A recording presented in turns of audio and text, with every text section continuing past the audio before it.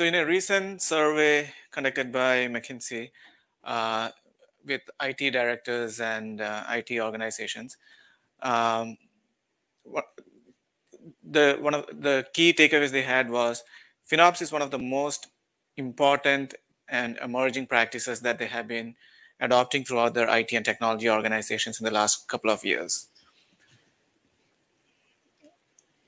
So FinOps has moved away from the fringes of adoption in quite a few organizations and have become mainstream in the last few months and years.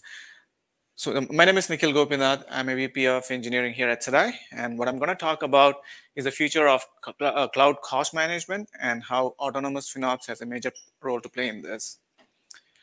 I'm going to talk about the different stages of operational maturity when it comes to FinOps at different organizations, some of the challenges that they face when they move through these levels of maturity. And we'll quickly see how autonomous FinOps can help in this journey and overcome many of these challenges. This is a slide, if you have been ever familiar with FinOps or did any research on FinOps, you would have seen it multiple times. This is by the FinOps Foundation. What this is actually essentially summarizing is what FinOps means to a lot of people. Right? On one side, you have the core principles, the tenets that drive FinOps. And these are very common sense principles, like you should need to work in a team. You should have reports that should be accessible. There should be a centralized team enabling FinOps. So there's a very common sense set of principles that drive FinOps adoption in organizations. Then you have a set of personas who are responsible for FinOps in different organizations. This is very interesting because unlike a lot of other practices and a framework that people follow at organizations, this is very cross-cutting. You need participation from different organizations, from the executives, you need from the engineering team, from accounting, from procurement. So this is a very cross-cutting practice that needs to be established throughout the organization. Then there is a bunch of domains and capabilities that FinOps enables, like tracking performance, cloud optimization, aligning the organization, and things like that, right? So some of the domain capabilities. And then there's the phases that organization goes through in terms of the optimization and the adoption that they do. Now, what I want you to focus is on the top right corner where they talk about the maturity cycle. So this is how the FinOps Foundation measures maturity in a typical crawl, walk, run fashion, where organizations take baby steps and eventually are in a state where they're running with the operations of FinOps. So now what we are going to do here as a part of the rest of this presentation is talk about the different aspects of those adoption, and then talk about the levels of maturity that organization goes through. And then let's see some of the challenges that they face. Just to repeat myself from what I mentioned earlier, people are very core to the successful adoption of FinOps in organizations. And there are numerous departments that should play very synchronously with each other for a proper adoption, right? Now, when you have different people and different teams and different parts of the organization working with each other, disagreement is rife, right? Everyone has a different view on what FinOps means. To the accounting team, it's just numbers. For business, it's all about achieving the business goals. For IT or for engineering, it is about performance and a bunch of other things, right? So how do you have a discrete set of people with different opinions, different points of view work together? That's one of the challenges people go through when they go from crawl, walk, and run and spread out the FinOps umbrella throughout the organization. Next one up is budgeting and reporting, right? You can't change something that you cannot measure. You cannot manage something that you cannot measure, right? So reporting provides that essential thing for a lot of FinOps organizations to understand what they need to effect change and how to get it effective.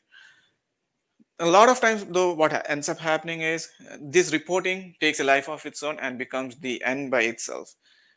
But what is lost in translation, what is lost in adoption, is the fact that reporting is not your end goal. Reporting is just a tool to get to your end goal. So you have a plethora of reports and dashboards that's flying around, and there's effort put to manage them and make them actionable. But then that loses the message. Why do you need these reports in the first place?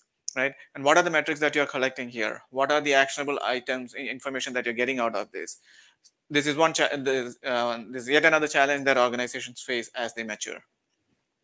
Next up is recommendations. So you have the plan, you have the teams, everyone working together, and now you want to effect change. And to get those change, you need to know what are the changes you need to make.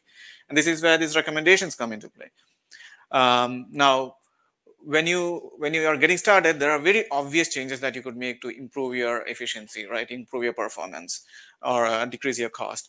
But as you mature, those opportunities becomes harder to find, and those opportunities. So previously, when you had one single change that could 10% of your cloud spend, eventually you get to like thousands of changes that needs about 0.1, that might give you a 0.1% improvement in cost, right? So this becomes complex, and the numbers of recommendations increase as you mature over time, and the complexity of some of those solutions that's required to execute this or implement these recommendations also increases over time. Metrics and KPIs. Now, this is again another aspect where people have a lot of disagreement on.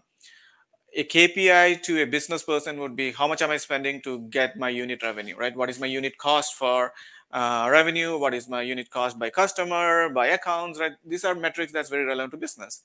Accounting looks at it from a very different perspective. They look at the numbers, the overall spend. For an IT engineer or for an SRE, their focus is more on performance and a bunch of other technical metrics that they need to focus. Now, how do you rationalize and bring all these numbers together and manage and track them together in one single unified view? That again becomes a challenge as you mature. And finally, the most important part, in my opinion, is what do you do with all these things, right? Unless you effect a change, you are not getting the value out of the FinOps implementation. You can have recommendations all day, you can have reports all day, but you need to make changes, you need to have actions, you need to have executions on those recommendations to realize the value of FinOps.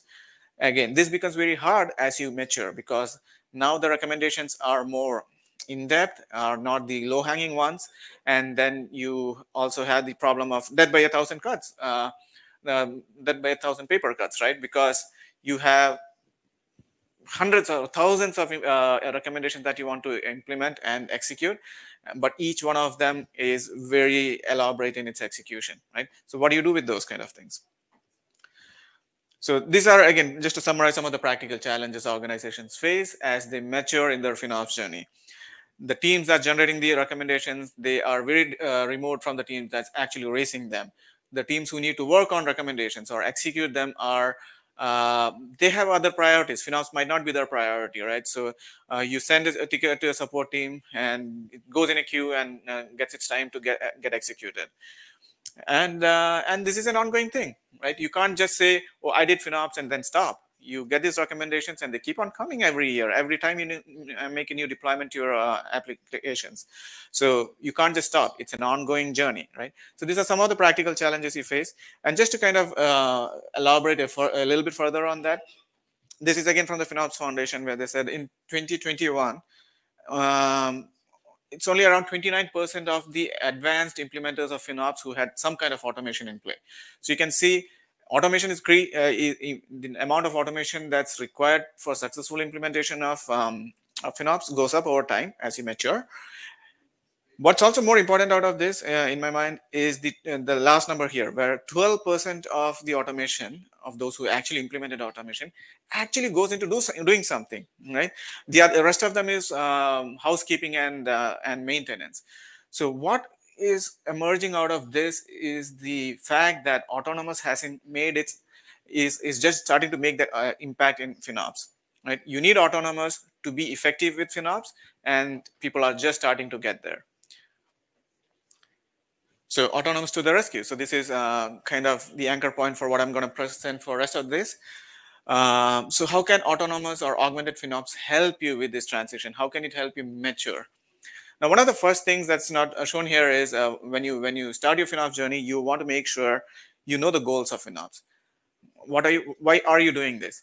If you boil down the essentials and get down to the root cause of why you want to do this and what you want to achieve out of FinOps, it's end of the day, it's efficiency. You want to be efficient in your operations, which means getting the best performance and having the cost at the least possible point as possible. That is the end goal of optimization. That's the end goal of FinOps. So with that in mind, and when you start with that as the goal, things open up for you, right? There are things that you can do without inputs. For example, when it comes to people, we saw that the people come up with different from different teams, from different verticals. They have all different point of views on FinOps. What you need is an easy way for those points to be expressed. So if you have the same dashboard being seen by a person from procurement and an SRE, you lost that battle because they are both going to confuse each other out of that. What you need is the system to understand the different personas and help them achieve their own independent goals, realizing the fact that all these goals together eventually merge towards the organizational goals. Reports, like I mentioned earlier, reports are not it's just a means to an end. So you want reports that are actionable, reports that provide some value to you and are tailor-made for your specific needs. When you generate reports, they have to be living documents of sorts. You can't just have a report and show numbers and then they become stale. It's not even the staleness that's important. It's the fact that the data in your reports are impacted by what you do with those reports. How do you feed back that data back into the reports? So these reports that are generated needs to be organic and they have to be alive in a way so that you can actually get meaningful value out of those reporting. And the other aspect of reporting is how do you get the visibility, right? How do you get visibility to the right granularity? An executive versus an SRE will have very different views on the, they look at the same infrastructure at very different levels of abstraction. So how can you surface that as a part of your reporting tools? And same goes with budgeting, right? So, and we'll see a little bit about budgeting towards the end after this. Recommendations. Recommendations, when you get recommendations out of a FinOps system, you have to make sure that those recommendations are all mutually compatible. Oftentimes what we see is a lot of tools generate a lot of recommendations and show you potential for a lot of values, but they are very contradictory in nature. They are not complementary, right? So an autonomous system should make sure that these are all recommendations that holistically can be executed and provide you the value. And then you also have to factor different conflicting interests. Financial engineering and an SRE who is going to optimize their cluster and their infrastructure will look at things very differently, right? Now, a recommendation system for FinOps should take care of that. And what if you have recommendations that are low value, right? If the FinOps tools that you have today tends to show you recommendations that might save you $10, you generally tend to ignore that. What you're also ignoring the fact is that there might be recommendations that can save you a few cents, but there could be a million of those. Now those add up, right? But your recommendation systems are afraid of giving those because you don't think that there is any value for those. That is again one of the challenges that autonomous FinOps will solve for you. And metrics and KPIs, right? And metrics and KPIs, again, these are not tracked independently of each other. This has to be part of the overall picture in terms of not just in monitoring the metrics and the KPIs continuously, but also realizing what is the impact of the recommendations and the executions, and how do they circle back and complete the loop when it comes to overall execution. And finally, again, executions. The key here is the ability to autonomously execute recommendations. If you have a system that generates, again, like I was saying, a recommendation that can save you a few cents, and if you spend a few dollars to execute it, that is not, it doesn't make logical sense to do that. But an autonomous system is where you can get that value, right? So you can work on the long tail of optimization opportunities and recommendations and get the most value out of this. So here at Sedai, as we build our autonomous FinOps capabilities, we come in a little bit more opinionated than most tools. We believe that autonomous has to be the goal of FinOps. With that in mind, some of the things that we are building is a cost explorer, for instance. Opinionated in the sense that we show you the data that we think you need. Of course, you can dive deeper and you can slice and dice it however you want it, but then decisions are being presented to you in a manner that would make more sense and more actionable sense to you. The recommendations that comes out of Sedai. Now, in other talks, you already saw the optimization recommendations, right? How we can optimize lambdas or Kubernetes clusters or VMs. Now, those are all at an operational level from a technical level. We also give these recommendations for from a financial engineering point of view, and these are not independent. These are all done in conjunction with each other. If you have RIs, we factor that into the recommendations and also into the optimizations. If we know that there are optimizations that's going to be done next week because to scale down your cluster, that needs to be factored into your savings plan as we give those recommendations. So that's how we complete the loop with all kinds of recommendations, be it financial or be it technical in nature, and bring them all together into one single executable set of recommendations. Budgets again, budgets are not just pretty graphs to look at. These are things that are actionable in nature, right? You set up a budget. These are suggestions to the system that this is one of your goals. You want budgets to stay within this. And now Sedai can take this as a hint to understand what are the recommendations that should come out of Sedai. How can you get the best value out of this, right? So in general, again, these are some of the things that we are getting started with as we build autonomous FinOps capabilities. There's a lot more to come. Just to give a sneak preview of, again, some of the things that we're building, the interaction with all these FinOps systems has to be more natural too, right? I mean, if you look at the current state of arts with FinOps tools, very heavy on reporting and interaction, right? So what is a natural way to do that? I'll just leave it 3 letters, acronym LLMs. And with that, I'll just end my talk here. Thank you.